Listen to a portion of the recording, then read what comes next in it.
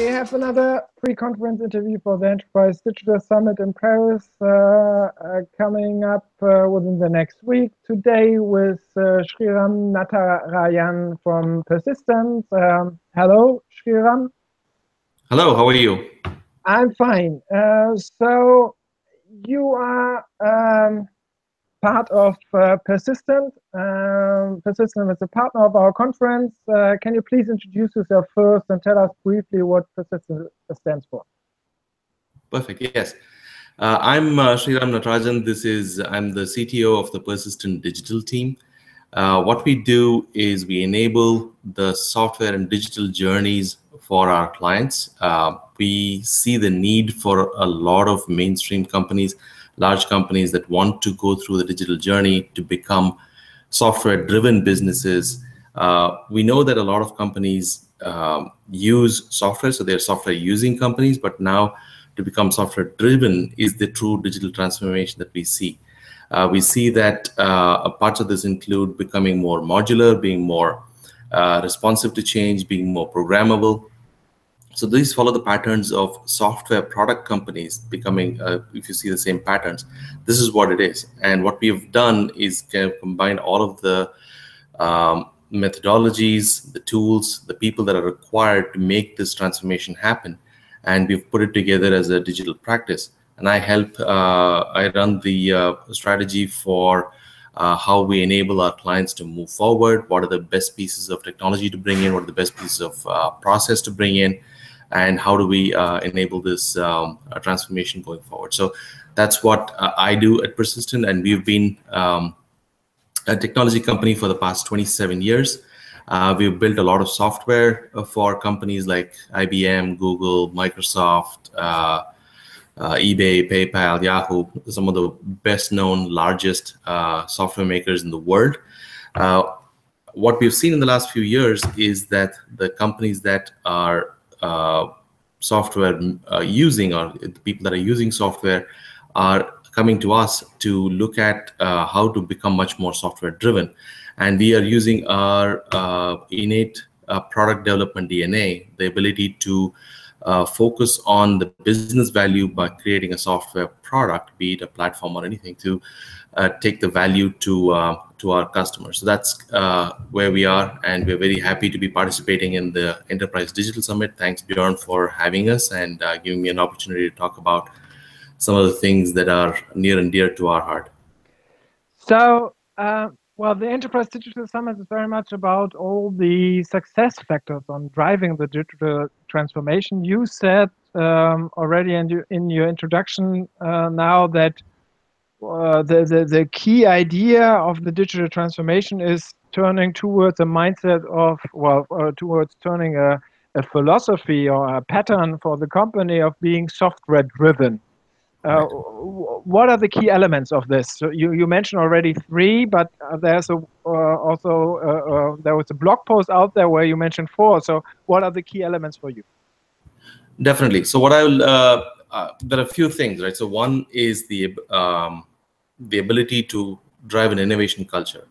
So if you're a large and successful company, what you want to do is be able to run your business, the current day-to-day running of business, and keep that to one side while we're trying to build what is going to be relevant and actually be your mainstream in the next few years. There's a very good way to look at this, because this is critically the innovation dilemma that companies face. I think Jeffrey Moore has a wonderful way of laying this out. He's laid it out in different horizons. So typically the companies focus on horizon 0 and 1, which are the here and now of what's happening. But you do need to have a view of horizon 2, which is what is going to be significant for you 24, 36 months from now, and start working on it now. You don't put all of your eggs in that basket. What you do is you have a little bit of a budget and thought process and bandwidth that you're dedicated to that, and you build the innovation culture. So you make sure that you're always refreshing yourself, and you also bound that within a specific limit, so you don't spend inordinate amounts of time over there. You actually enable a culture of experimentation, which means that things could fail. So that's why you keep it small, quick, and iterative. You secondly take a platform-based approach. So you don't want to reinvent the wheel that somebody's already done. You focus on what's core to you, and then you take the rest of the stuff which is that others have figured out, others have actually providing to you as a service, be it a cloud, be it a data platform. You take the platform-based approach.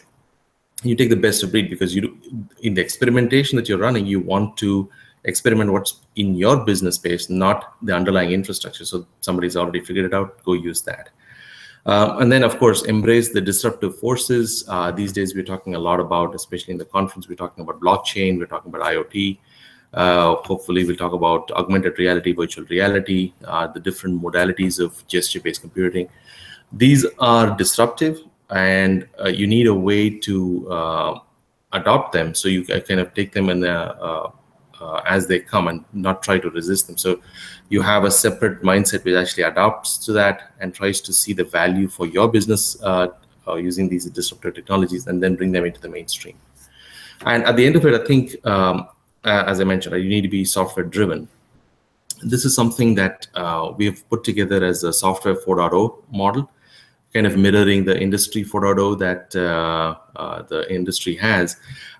This is kind of self-learning software. This is we have a set of principles that drive what means to be software 4.0, and we have the methodology to get you to higher plane of functioning using the same methodology, and that includes all of the steps that I mentioned above.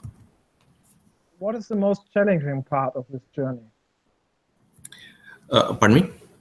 What is the most challenging part within this journey, within these 4 steps?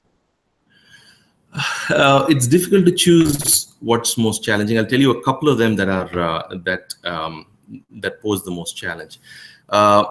Sometimes it's difficult for successful companies to think of a time when they will not be successful.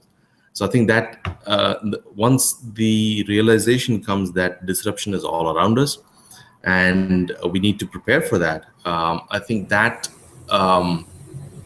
is probably the primary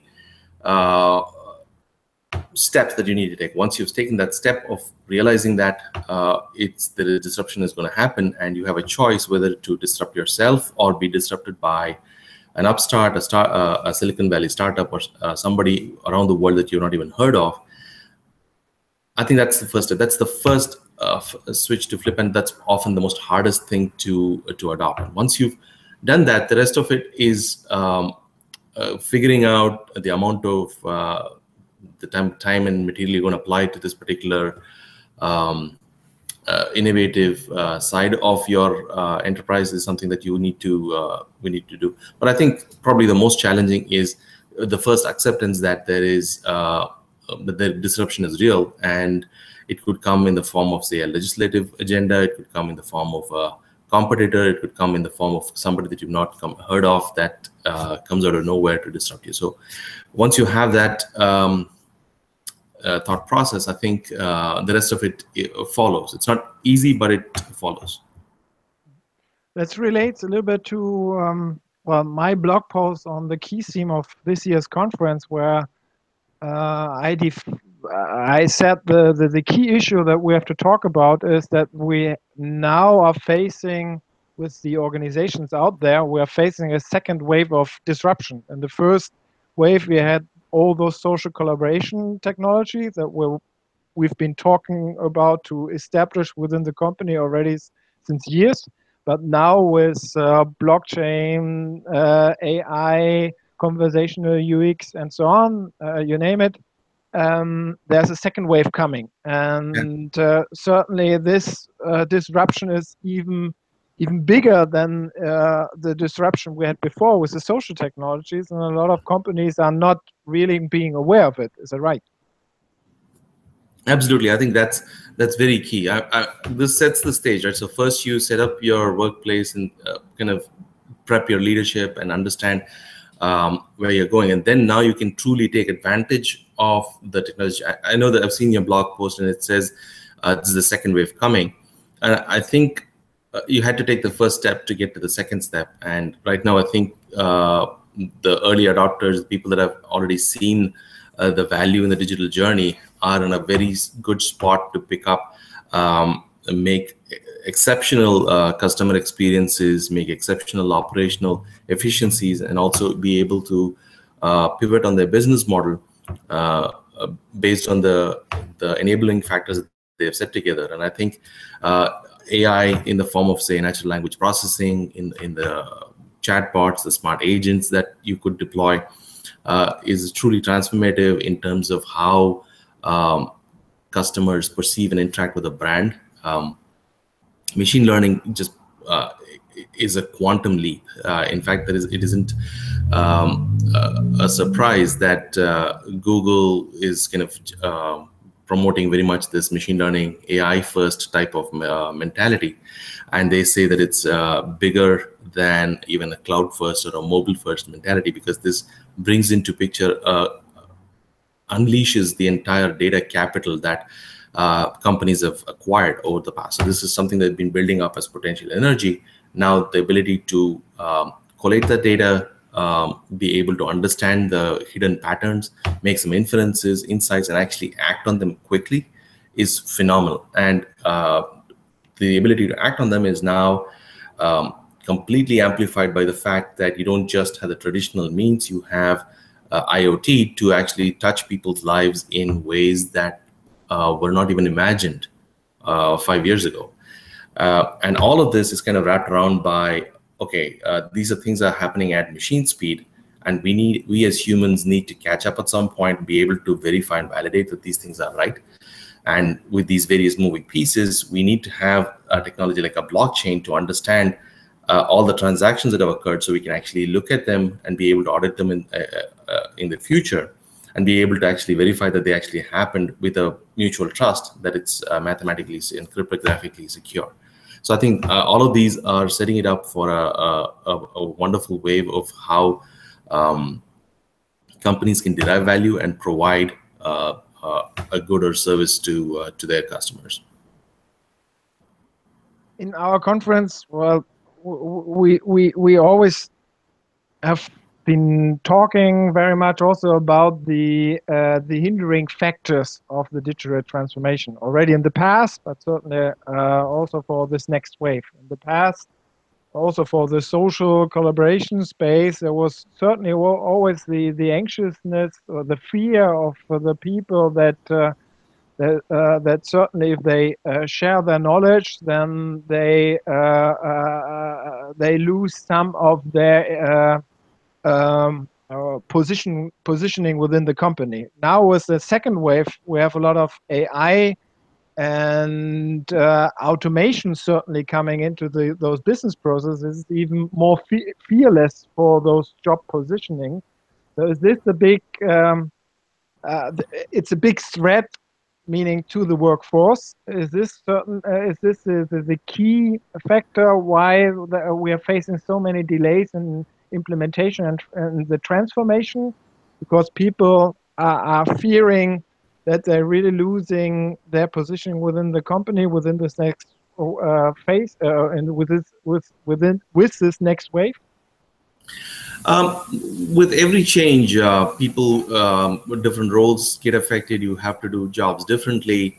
You have to, your understanding of how to run the business changes slightly or more depending on the level of change that's occurring. So I think that is inevitable, and resistance is not very productive in the sense that either the company, that if you're resisting change within your enterprise, you're just reducing the competitive advantage, which means that your job is going to change for the worse, and it's not going to be under your control. So I think there is an element of that, and there's also a huge element of concern in technologies that we do not understand very well. So, for instance, if you have unsupervised learning using machine learning algorithms, you may end up with some insights that actually seem to work, but you're not able to explain why they work, because the machine is able to see the patterns and kind of put those together, but you're not able to understand what's going on. That gives rise to a lot of concern as to the lack of control. So there are two aspects to look at it. One is that you do have to derive the value from this. So Otherwise, your competitor is going to do it for you, or your disruptor is going to do it for you. Uh, However, you have to move at it in a very ethical and a deliberate and a conscious manner. So you need to have that's why I'm very bullish and very encouraging of the fact that you need to do some experimentation. You take a smaller sandbox than the entire organization as a whole, and experiment within that, and you're able to hopefully see the operational parameters of the change that you're unleashing, and you're able to come up with the governance models, the ability to pinpoint where things are going wrong or where things are not going to matter, going to meet what your expectations are within that sandbox before you deploy it and scale it to the enterprise, to your larger enterprise. So I think that is a key way to do this.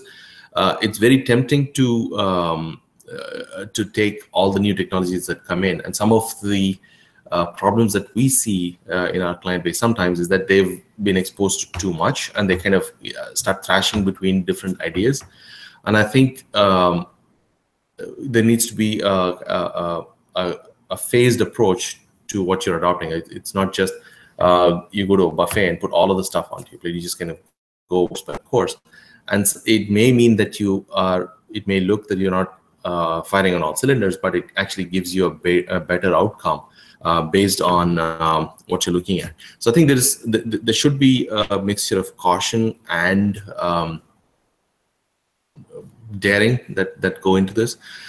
And I think typically the way we see it is, if you have people that have been through this process before, that have done similar stuff in your industry before, and be open for advice, and be open to adopt some of the learnings that come from your industry and your ecosystem.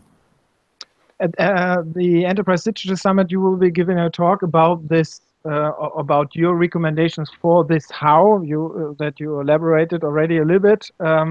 And in your title, you're proclaiming a jiu-jitsu approach. Is this caring and daring the key idea of this? It is. It absolutely is. So just one word, right? So in terms of what jiu-jitsu means, it's unarmed combat against probably armed opponents, and I think it's apt metaphor, because typically the innovation teams or the digital teams within the clients that we work with have a smaller budget, don't have too many arms to work with, too many weapons to work with. They have to fight probably legislation. They have to fight probably regulation in their industry. They have to look at competitive forces and other things which are coming at them from different directions. But what I believe is that the very things that make the problems powerful and the solution to pull them down and drop them. That's what jiu-jitsu does. So if you're being attacked with a guy with a knife, you're able to use that person's momentum to throw them to the side and avoid getting hurt. So I think that's a very good metaphor for what I want to talk about, right? So I'll just take a few examples. One is right. So here in America, we had the a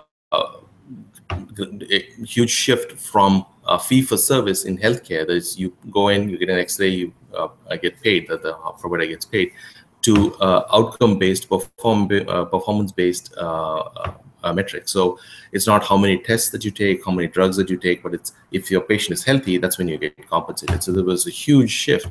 And I think the healthcare industry did a very good job of adapting to that change. I think similarly in Europe, you have the GDPR that's coming up in the next year. So you could think of it as an impediment to your enterprise, or you could think of it as an opportunity to look at your customer base and get a master customer index, a master customer identity, and be able to better understand who you're serving, and be able to, since you have to do that as part of the legislation anyways, use that. So I'll be talking about that. I'll be talking about enterprise security as a huge threat and a huge problem and a headache for large teams. However, within that problem, there exists the ability to service your customer better, service your business value processes better, by making it frictionless for people to authenticate and be able to do that. So I'll be talking about how you can leverage the problem statements that are there to the best effect, and what we are doing with the best known brands in the world there. Similarly, on customer engagement, people feel that any brand always wants to have better engagement, better net promoter scores from their customers. So that is kind of a problem that the market imposes on them.